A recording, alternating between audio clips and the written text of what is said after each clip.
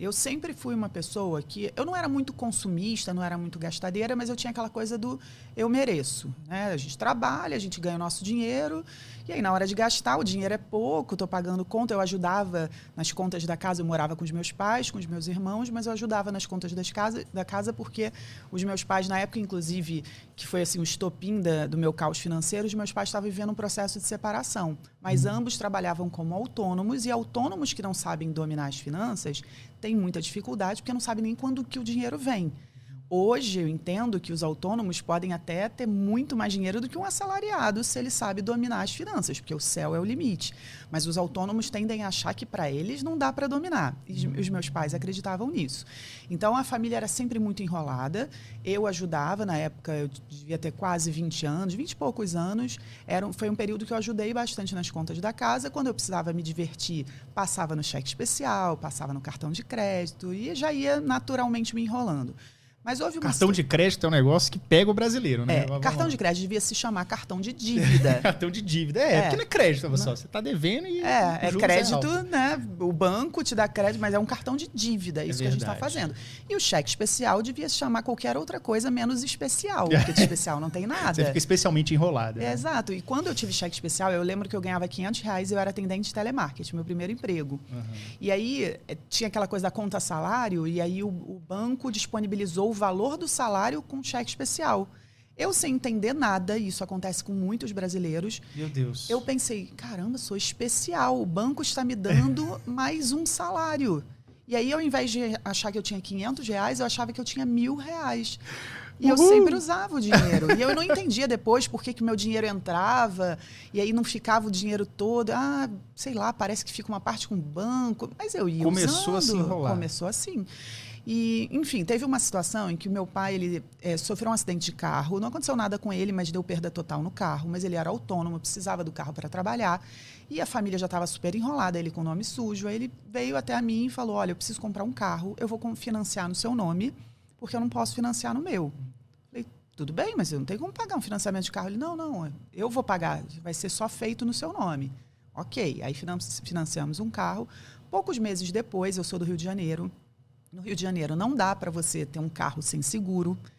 E quem é enrolado financeiramente está sempre contando que o pior não vai acontecer, mas quando acontece a gente dá um jeito, é tudo meio, né, no caos. Não vou fazer mesmo. Seguro, mas meu santo é forte.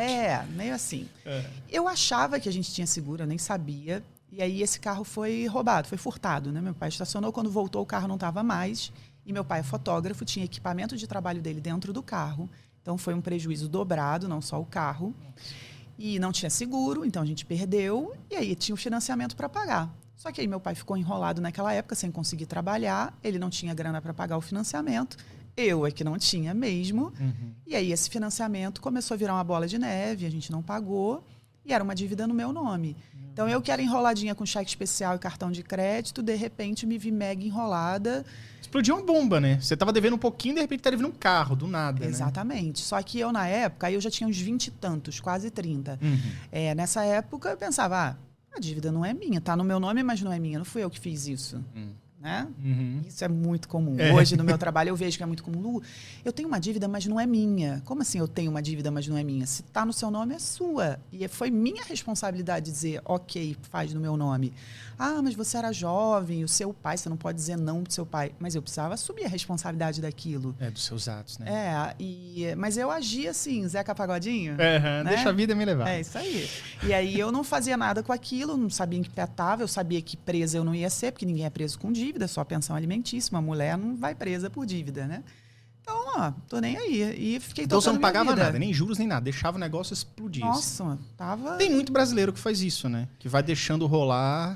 Inclusive, eu ainda vou chegar na parte que vai ser o auge do meu caos financeiro, mas vou fazer um parêntese. Eu tenho a minha sócia, eu e minha sócia, quando a gente faz conversa, a gente abre 1000 parênteses, o parêntese do parêntese. É de Inception, vai entrar no sonho do sonho.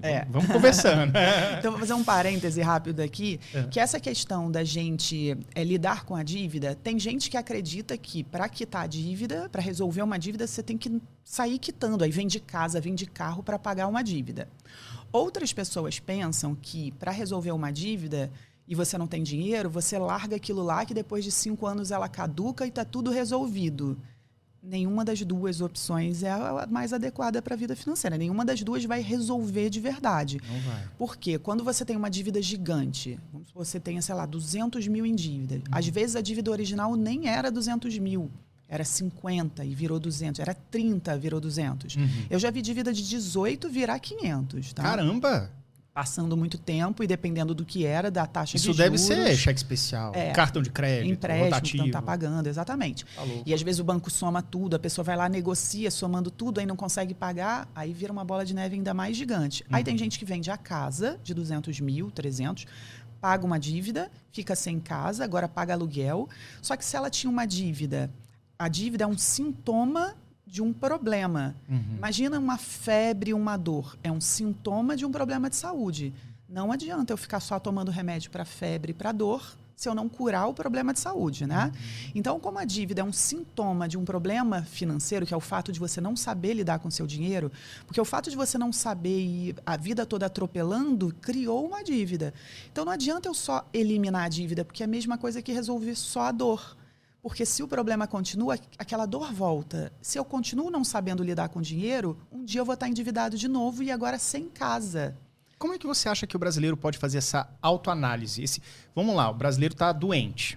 A febre é um sintoma.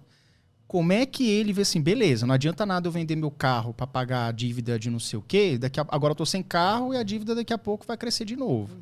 Como é que ele analisa esse foco, assim? Então, eu sempre digo que para você resolver uma dívida, a prioridade não é quitar a dívida. Não é. Só que quando eu digo isso, algumas pessoas entendem equivocadamente que a Luciana está dizendo para não pagar, dar o calote. Que a Luciana está dizendo para fazer isso, que esse outro grupo faz, esperar 5 anos que ela caduque e está tudo resolvido. Não, primeiro porque não caduca. Essa dívida, ela só deixa de existir se você pagar. Ela vai existir para sempre, para o resto da vida, enquanto você não pagar. O que acontece depois de 5 anos é que a dívida não pode mais ser cobrada na justiça, prescrição, mas aí é uma área jurídica, eu nem quero entrar nesses detalhes, porque a advogada é que sabe explicar isso. Mas vamos guardar aqui, eu sou de finanças, então o que a gente vai guardar aqui é uma dívida. Se você não paga, ela nunca deixa de existir. Agora, você sair correndo para pagar a dívida também não é o ideal, porque você pode acabar pagando a dívida num patamar assim, gigante, né? Porque está juros sobre juros sobre juros, com uma negociação ruim. Você vai vender bens, né? Vai acabar perdendo o seu patrimônio e vai fazer uma péssima negociação e você está agindo só no sintoma, porque a dívida é um sintoma do seu problema financeiro. Então, o que precisa ser feito? Do mesmo jeito que quando você chega num médico e você diz, doutor, eu estou com dor aqui, com dor ali, com isso, com febre e tal, e tudo isso é sintoma. Ele diz, ok, vamos examinar qual é o problema e vamos curar o problema, que aí a consequência é que todos esses sintomas sejam resolvidos, é a mesma coisa nas finanças. Ok, vamos então identificar qual é o problema de saúde financeira que está criando tudo isso e os sintomas vão ser resolvidos. Quando você identifica o problema e você trabalha o problema, você resolve a dívida. Leva alguns meses, às vezes alguns anos, mas fazendo tratamento de saúde financeira. E o tratamento de saúde financeira é aprender a dominar suas finanças. É você ter clareza de como você usa o seu dinheiro, você determinar o uso do dinheiro.